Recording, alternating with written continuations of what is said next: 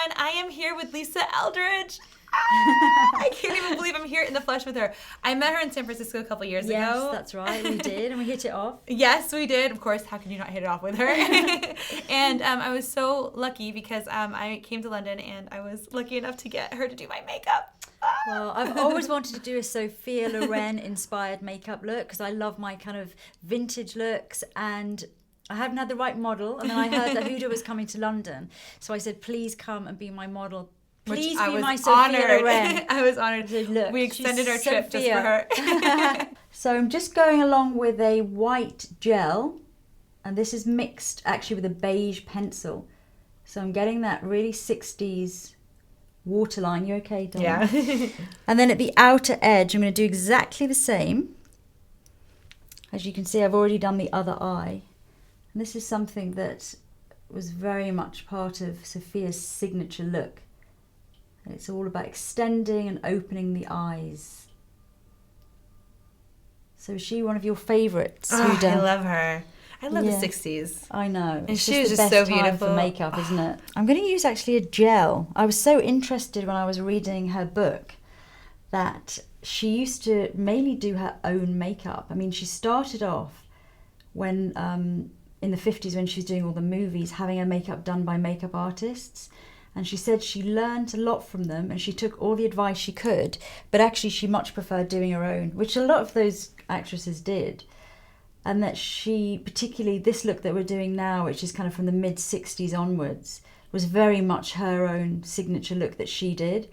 And that she always used to use a liquid makeup for her eyes. I think she just means like a black liquid.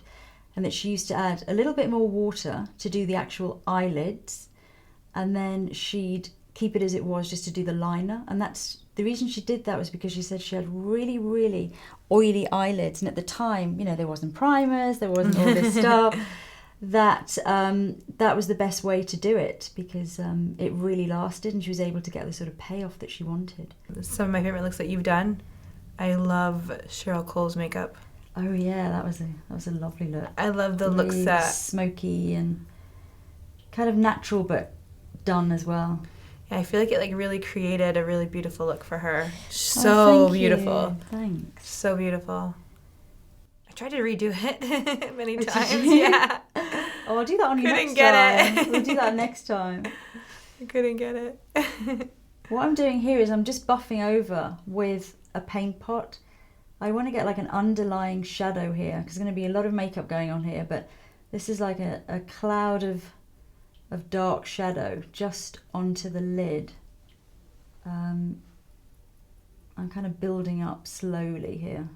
So now I'm still kind of priming with the eyes. And thank you so much for not having your base on yet, because I know we all feel vulnerable without it, but I mean, you look amazing anyway. You look gorgeous. I think eyes is a great way to start because you get a really clean base then. Exactly. You guys are very lucky to live in London. Yeah, we have some really nice shops. I just feel like, especially for beauty, there's so many things you can buy. There's just... Oh, you're going to have to show me everything you've been buying. I actually, I went to a few stores and I really like I like Space & K. I like Space & K. The Beauty Apothecary. Yes, it's great. Harrods, yeah. But your studio is amazing. Oh, thank you. This studio is amazing. It's to give me inspiration. You know, whenever I'm not on shoots and I'm here, I kind of have all my books around me and all my stuff, and I can get ideas and relax here. And I feel like I would just come here to escape everything. Relax. Yeah, it's very girly. It's very girly. But very cool. Thank you. So I'm going to start doing liner. Now, obviously, this is still a mess because it's still just, for me, it's prepping still. Because you're a perfectionist. But I'm going to start with the liner. So just close your eyes for me 1 second. I'm pushing this right into the roots of the lashes to start with, because this is going to get quite thick. We're talking about the 60s, so yay. We're going to be... I'm using this new liner which dries matte because I want that super high impactful black, and I'm just literally massaging it into the roots of your lashes so we can't see any skin right down there. Just keep your eyes closed 1 second, my love. And then at this outer edge here, I'm going to be going on top of what we had there, which was this white line. So I'm just creating this flick out, which is quite extreme. And I'm just going to fill that gap in now before I go to the underneath. And then I'm going to start to do the shadow, the eyeshadow I want to do on top. So now I need to go underneath Huda. This is going to feel a bit weird because I need to draw a liquid line, which is obviously going to look a little bit crazy at the moment because there's no blending going on yet. But this is to give it that authentic look. Tickles. Tickles, yeah, the point is so tiny. And then here, I need to just bring that down and out because we've got this kind of, this is the kind of section she used to have. It was like a little, almost like this white line that was drawn around, which looks crazy, but once we've got this all blended in and your lashes on, you're going to be the full Sophia. Okay, so now I'm going to start finally doing some blending. I'm going to start by just lightening up here with a little bit of a slightly shinier grey. She did have this black line that she used to bring from the top of the liner. I'm just going to map that out now. I'm going to use a little bit of gel. So it came literally from the top there and went along the crease. And I love the brushes you use. Oh, do you? The Suqqu, All of them. and The K.I.S.S.I.N.G, all of them. So how did you get into makeup? I feel like I've always loved makeup, but my parents would never let me do it. Oh, really? As a job? Yeah, as a job. They wanted me to be like something boring. Like an engineer. So what did you start off as in your career? I studied finance. Really? Which is funny because I'm terrible at it. So you went to college and did finance? Yeah. Wow. Yeah. I mean, personally, I'm terrible. From a business perspective, I'm much better, but personally, no comment. Yeah, so then I ended up just, after the recession, my parents were like, what do you want to do? And I was like, I really want to do makeup. And they were like, go study this makeup. Oh, really? They let you then? Yeah, and then just kind of became something. Yeah. How did you get into it? Oh, I started so young with it. I got into it when I was about 6. And Oh my so gosh. into just looking at makeup products, not even putting them on. I just used to love to kind of, I just love the objects, like squeezing the tubes and playing with them. It's just better than toys, you know. I just thought it was amazing.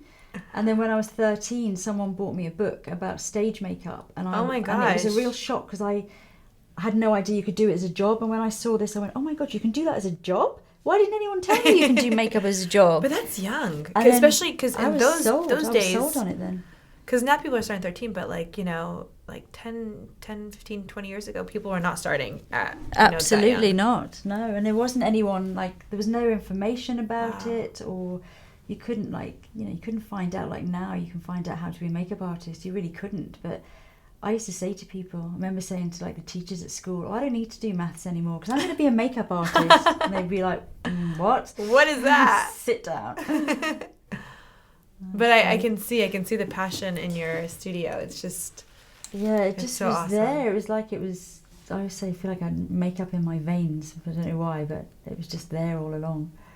that's so awesome. If you pop your mascara on. Okay, so which lashes of yours would you like to do? Well, Farah 'Cause are these my ones favorite. These are your favourites. Yeah, okay. those are my favorite. Let's see these. They're very dramatic though. Wow, they are They're dramatic. super Look at dramatic. those. Wow. Right, I'd love you to put those Okay. on. What we need to do though is because Sophia Loren used to, rather than glue them right down to this outer corner, Okay. she used to slightly from about here out lift them so they're a little bit above the lashes. So on top of the liner? It's slightly elongated as well. They kind of finished there, if you could Okay. do that. So do you want me to do it like here? Yeah, just slightly Higher. out, even tiny bit towards, a little bit there. Right there? Yeah, Ooh, I like that actually. that was her trick to give her that big eye look. I feel like it's lifting my eye as well. Yeah, it does. Okay. It definitely lifts. So I always like to apply as much glue as thick as the band.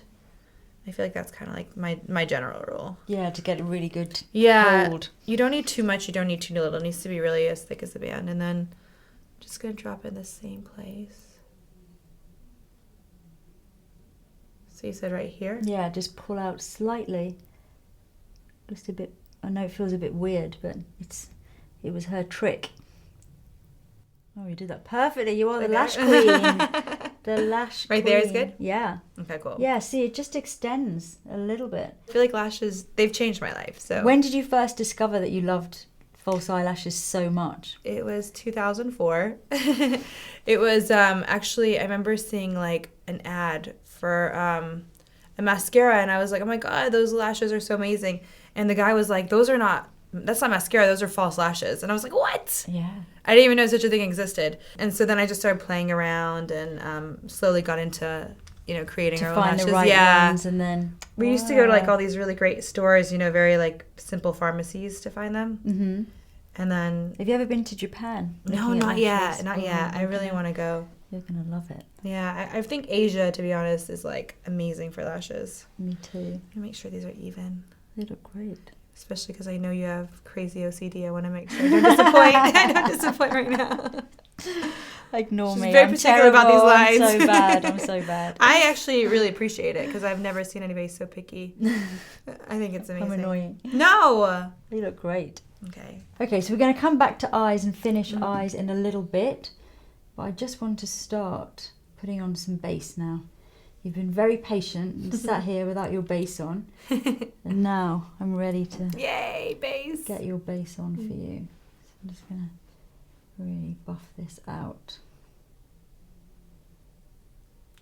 I feel like base is one thing that whenever I see your work, it always looks so natural.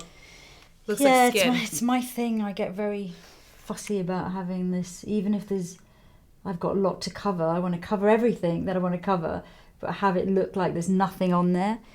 And I'll put on glasses where I can really see inside people's pores to check that everything is buffed and polished, and just so you've got that real skin feeling, even if I've had to put on, cover acne or whatever. It's a signature. I just want that lovely Lisa Eldridge. Seamless. I guess so. I think it's because I had acne when I was a teenager. Did you? Yeah, so I used to have to cover. I actually had it worse in my early 20s than I did as a teenager. So your skin is so beautiful. I was really, having to cover it, and I was just, working in the industry, just getting into working in makeup. So you can imagine how awful I felt having this acne on my face. So I had to get really good at totally covering it without looking like I had any makeup on. And I was always spending ages concealing all my spots in the morning, and I think that's kind of what made me get really good at it. I always feel like it's those things that are personal. Yeah, that are Absolutely. blessings. I was the ugly duckling in my family. That's why I became obsessed with makeup. I swear. I'd like to see what the rest of them look like. You're the ugly duckling, my God. I have very bad photos that are proof that I was the ugly duckling. You've got two sisters, is it? Mm-hmm, yeah. But I feel like it's sometimes those things that are not so good that actually, when you conquer them, they're like the best thing for you. Because your skin, this is what I knew you were going to do today. I knew you were going to do that beautiful skin that you're known for. I love to do it. Okay, so let's do concealer. Now you've mixed up your concealer because you're. Where do you want me to apply it? You do it. No, I don't know where to apply it. Look up. I'm just gonna go. I don't know the Sophia Runway. The Sophia Runway. Well, mine is very drag. It's you've got your. I'm gonna go highlight the center of your face because really, you have already got the Sophia Loren bone structure. But for those who haven't, if you're not so blessed, then if you highlight this whole area, it does give you a bigger cheekbone look. So now I want to finish underneath your eyes. So I'm just going to blend this line that we put on earlier on. Now I need you to do lots and lots of mascara on the lower lashes. So this is a really 60s thing that we need, that kind of almost, not cloggy obviously, but really kind of super 60s. Is that good? Yeah, that's good. I'm just going to brush the end, that one, all the way along. That looks great. I just want to buff over with a slightly warmer. She didn't really do a lot of colour on her eyes, Sophia. It was very much part of the time anyway that people mainly wore black on their eyes, but even later on she still stuck with those greys and occasionally a purple in the 80s, but mainly the kind of more neutral shadows. So for brows, for Sophia's brows, I'm going to do yours. Hers were kind of they were thick, but they weren't really dense. And she really emphasised that by kind of drawing very, very individual lines and almost having them kind of up the whole time. So I'm going to do it. You've got beautiful brows. I'm going to use this pen, which will keep those strokes light, so we get more of a natural kind of Sophia look. And you're drawing the lines? Yeah, I'm just drawing lots of really small Feel it. hairs. So we get them kind of filled in, but when I'm going to gel them, hopefully we'll still get separation, which is what I want to achieve if I can. Yeah, I noticed her brows were like little lines. Yeah, well, she did used to draw that is the Sophia look. Was that a 60s thing, or that was just her thing? That was her thing. I mean, you see it more on her than anyone else. I think that's just how she liked them. It's kind of like what I see on Instagram now. Those little tattoos totally that everybody has. Separate lines. Yeah. Yeah, see, everything comes around again. She's still inspiring. I think she'll always inspire. I think so too. She had that cat eye like nobody else. Mm-hmm. And then to get that Sophia effect, lots of gel. I want to kind of separate them and have them go just like Sophia's. So you're really separating them? Yeah. So I'm actually going to use a liquid highlighter, although I'm going to sculpt and things with powder, simply because I read that Sophia loved to use lipstick on her cheeks because she liked the shine from it. So she always used to put a little bit of lipstick high on her cheek to get the shine. So I think this will kind of give us that effect. And I love how you mix everything. Yeah, I've mixed Eclat Miracle with Opal, Becca Opal. So I think that's a really nice shade for you. So I'm just going to do a little bit of sculpting here for those Sophia cheekbones, which you have anyway. So now I'm going to do some bronzer everywhere, just to warm things up, because Sophia does like her tan. And she often said that she liked to get a tan and then she didn't have to wear any foundation. And that if she did wear foundation, she only liked to wear it where she needed it, so like not all over. So she was very much into that kind of natural tanned look. I love a good tan. I'm just going to put a touch of a peachy blush on. Sophia didn't really wear a lot of blush, but just that little peachy glow high onto the cheekbones. You were saying she wears lipstick. Yeah, she used to wear the lipstick, so it was a shiny blush. It probably looks great with her tan too. Yeah, really highlight her bone structure. Yeah. Now I know I always overline my lips, but you told me I'm not allowed to do that. You're not allowed to do it because Sophia Loren did not overline her lips. She had very full lips like Only yours. for you. You can do them a tiny bit, but not too much. Just a little bit. On the Cupid's bow, just a little bit? Yeah, just a little bit, yeah. Oh yeah, no, you could definitely see that she'd lined them in all the shots, for sure. She just didn't go kind of over the lips so much. Why? And then I'm going to go quite nudie with the lip, obviously, because it's 60s, and also you always saw that incredible beige mouth against the really tanned skin, which I love. I think you're kind of done, Huda. I think you've got your look on. I think you're Sophia. I'm loving this. You definitely need some diamonds, I think. You can't be Sophia without diamonds. Okay, let's do the diamonds. Okay. You look beautiful, Huda. Thanks for coming.